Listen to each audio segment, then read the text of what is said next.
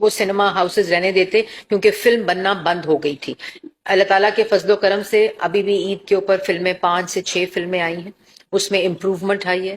ہر دفعہ اگلی فلم جو بنتی ہے وہ بہت بہتر بنتی ہے.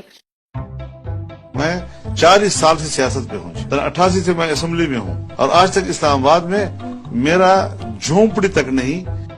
پی ٹی ایم سربراہ مولانا فضل الرحمان اربوں کی جائیداد کے مالک نکلے. F8 اسلام آباد میں ایک بنگلہ.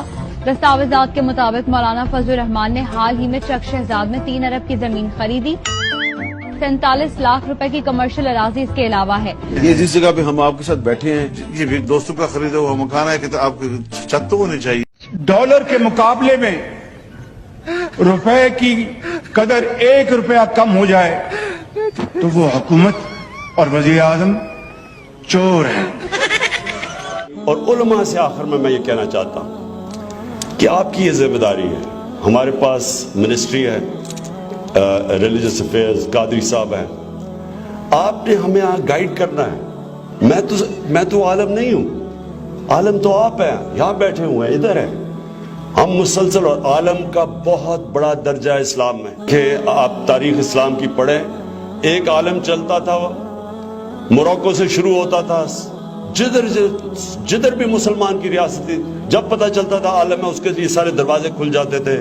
اس کو اچھے گھروں میں ٹھہراتے تھے، اس کے وظیفے لگ جاتے تھے. جو بڑے بڑے مسلمان کی تاریخ میں بڑے بڑے، میں اب کیا کہوں، قاتل جس طرح تیمور تھا، بڑے بڑے، اس نے انسانیت کا بڑا قتل کیا. لیکن وہ جب بھی کسی شہر پہ پہنچتا تھا پہلے پوچھتا تھا یہ عالم کون سے ہیں.